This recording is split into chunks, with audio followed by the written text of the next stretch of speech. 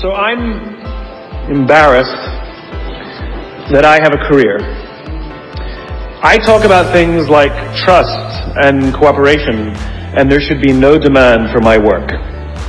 But the fact of the matter is there is demand for my work, which means that there's an opportunity.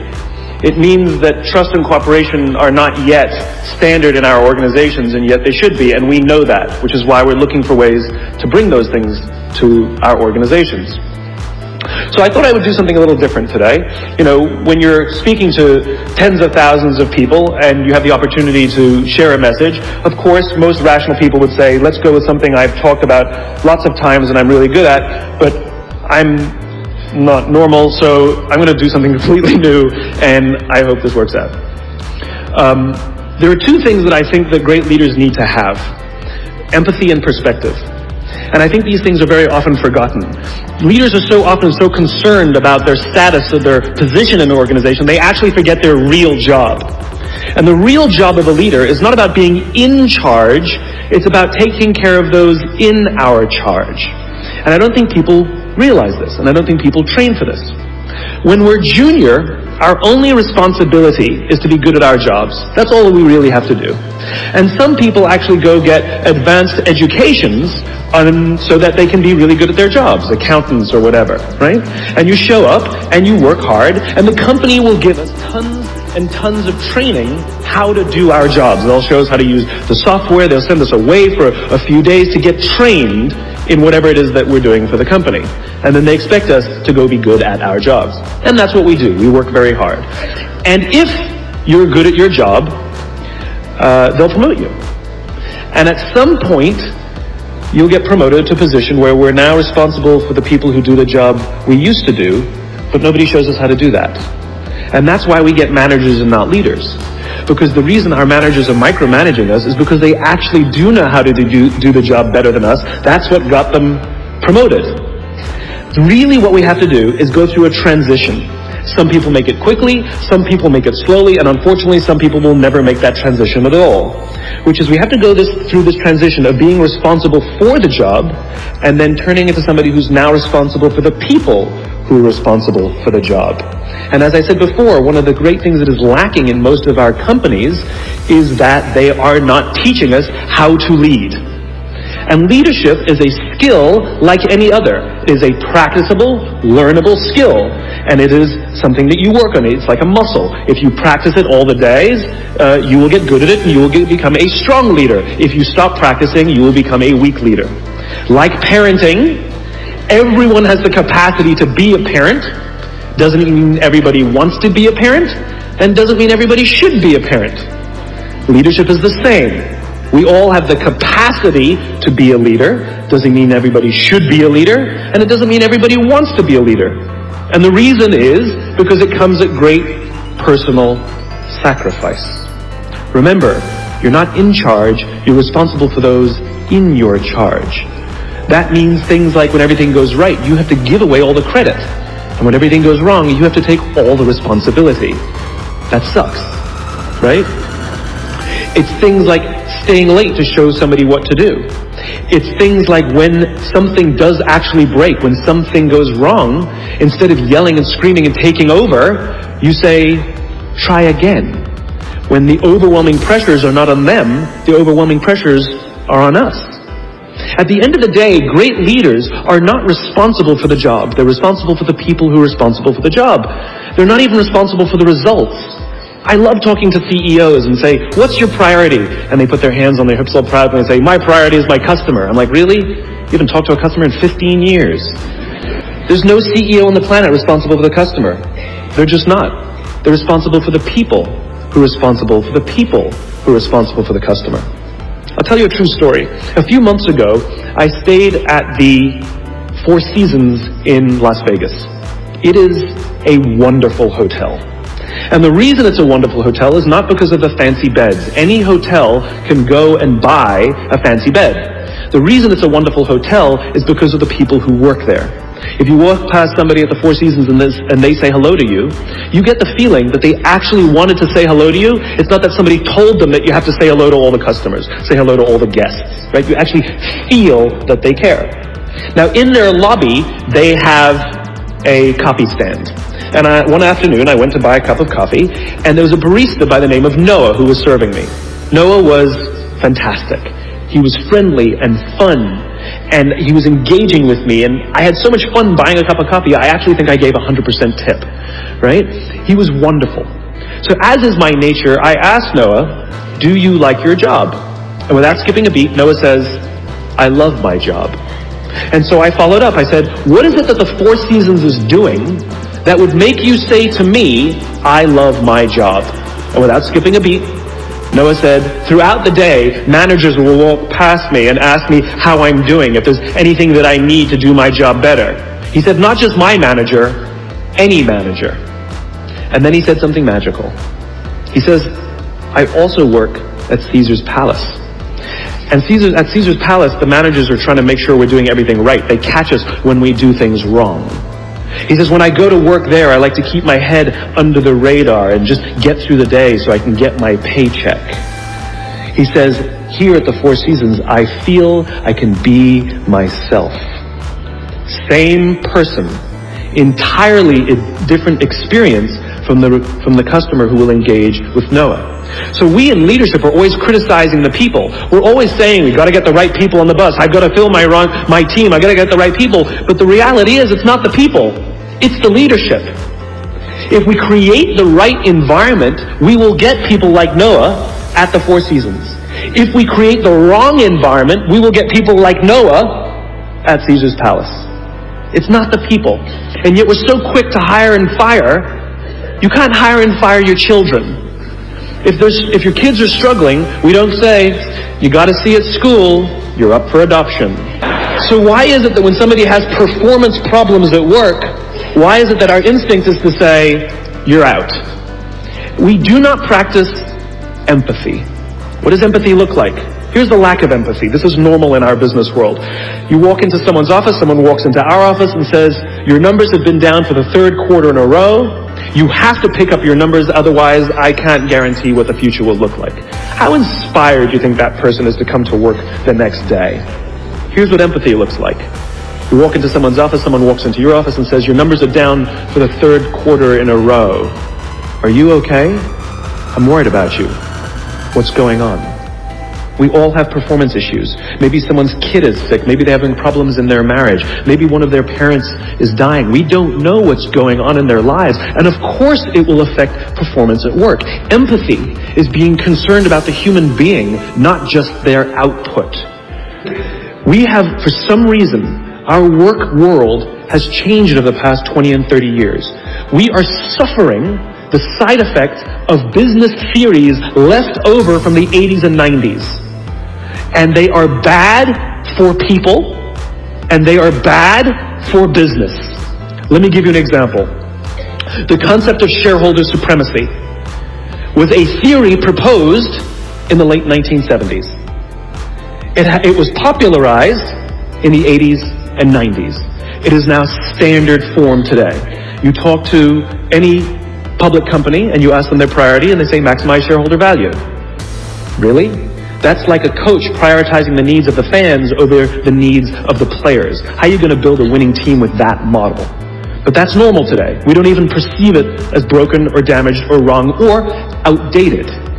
Remember, the 80s and 90s were boom years with relative peace and a kinder, gentler Cold War. Nobody was practicing hiding under their desks in school anymore.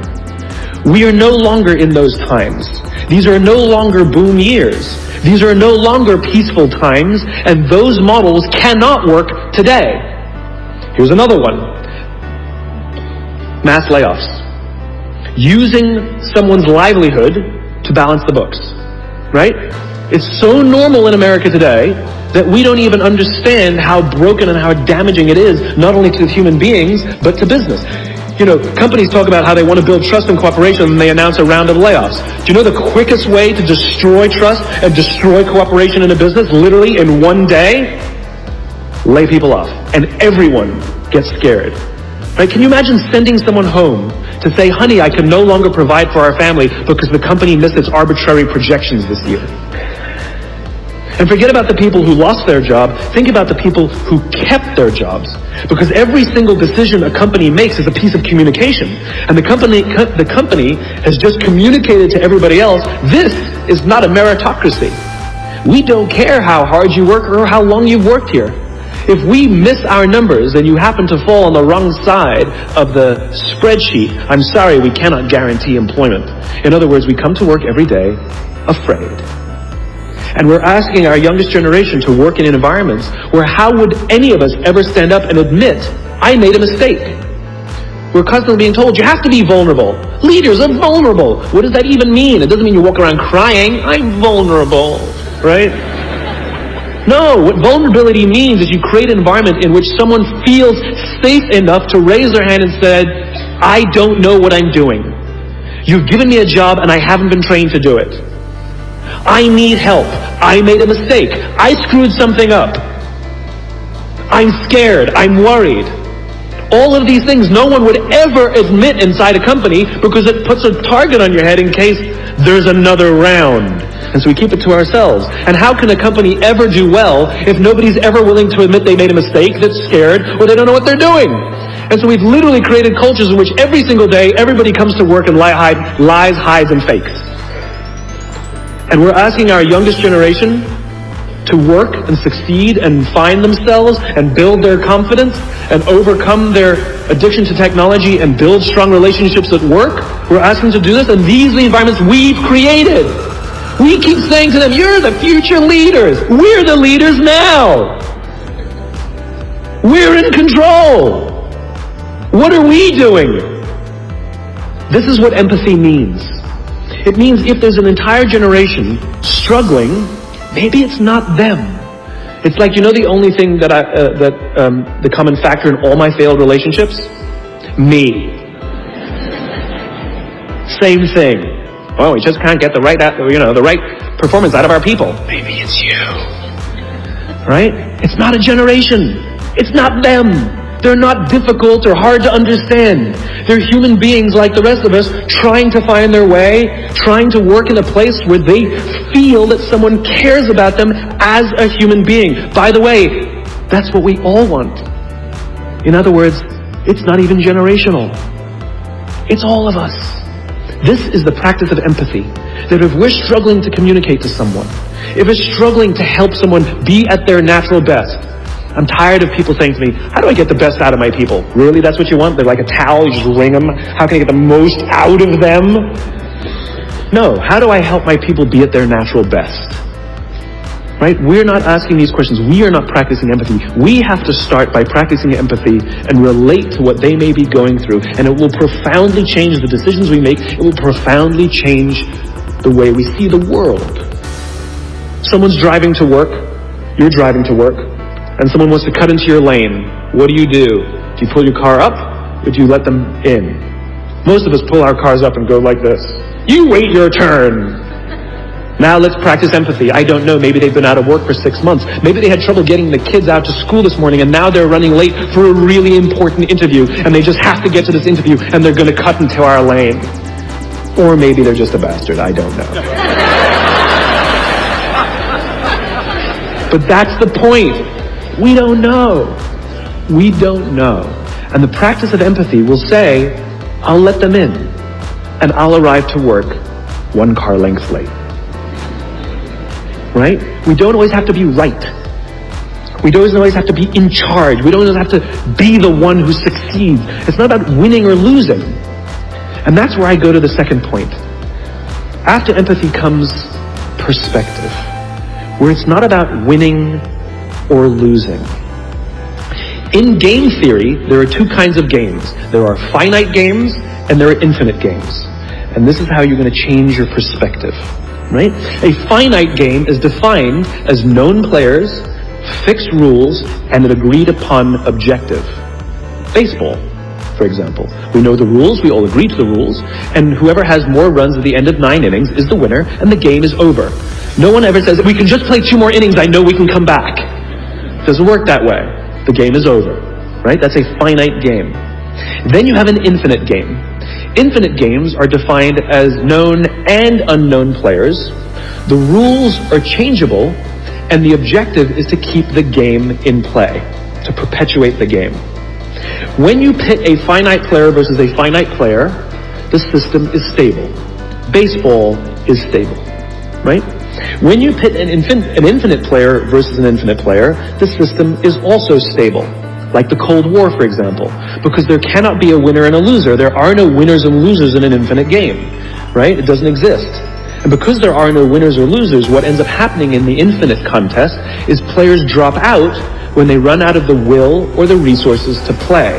But there's no winners or losers. Problems arise when you pit a finite player versus an infinite player. Because a finite player is playing to win, and an infinite player is playing to keep the game going. Right? This is what happened to us in Vietnam. We were playing to win, and the Vietnamese were fighting for their lives. We were the ones who got stuck in quagmire. This was the Soviet Union and Afghanistan. They were trying to beat the Mujahideen, and the Mujahideen would fight for as long as is necessary. Quagmire. Now let's look at business. The game of business has pre-existed or has existed long before every single company that exists on this planet today. And it will outlast every single company that exists on this planet today. There's no winning the game of business. And the reason is because we haven't agreed to the rules. I get such a kick out of this. You realize how many companies actually don't know the game they're in, right? Listen to the language that the companies use. We're trying to beat our competition. We're trying to be number one. Did you know that we were ranked number one? Look at the listing.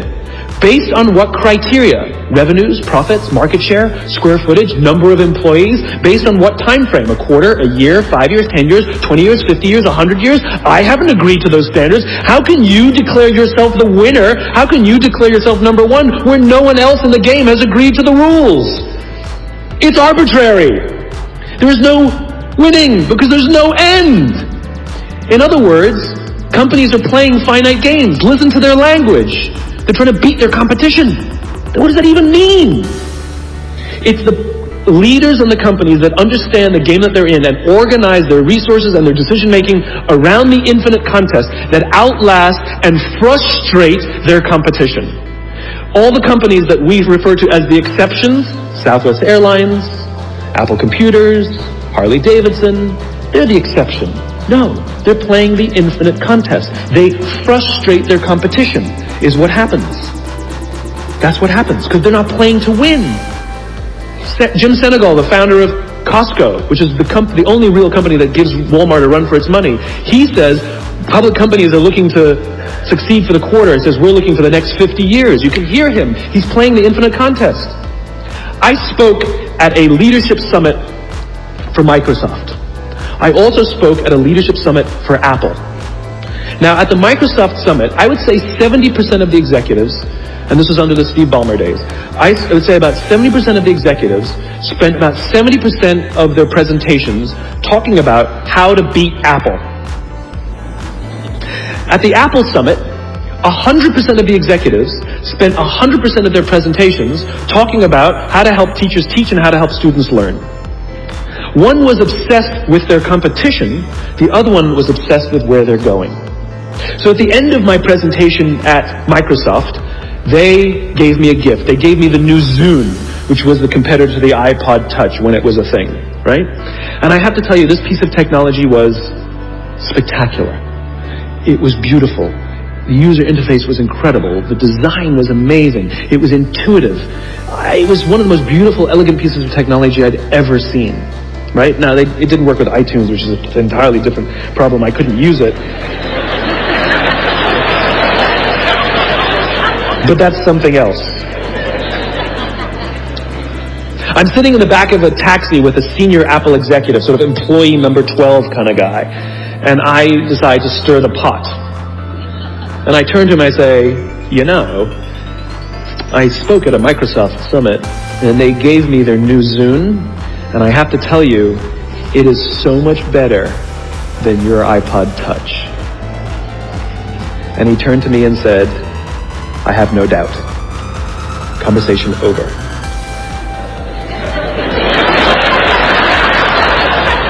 Because the infinite player isn't playing to be number one every day with every product. They're playing to outlast the competition. If I had said to Microsoft, oh, I've got the new iPod Touch, it's so much better than your new Zune, they would say, can we see it? What does it do? We have to see it. Because one is obsessed with their competition, the other is obsessed with why they do what they do, the other is obsessed with where they're going. And the reason Apple frustrates their competition is because secretly, they're not even competing against them. They're competing against themselves. And they understand that sometimes you're a little bit ahead, and sometimes you're a little bit behind. And sometimes your product is better, and sometimes you're not. But if you wake up every single morning and compete against yourself, how do I make our products better than they were yesterday? How do I take care of our customers better than we did yesterday? How do we advance our cause more efficiently, more productively than we did yesterday? How do we find new solutions to advance our calling, our cause, our purpose, our belief, our why every single day? What you will find is over time, you will probably be ahead more often. Those who play the infinite game understand it's not about the battle, it's about the war. And they don't play to win every day.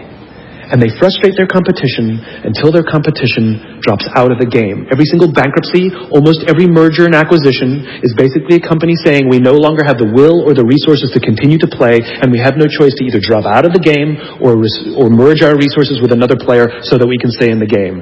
That's what that is. And if you think about the number of bankruptcies and mergers and acquisitions, it's kind of proof that most companies don't even know the game they're in. You want to be a great leader, start with empathy. You want to be a great leader, change your perspective and play the game you're actually playing.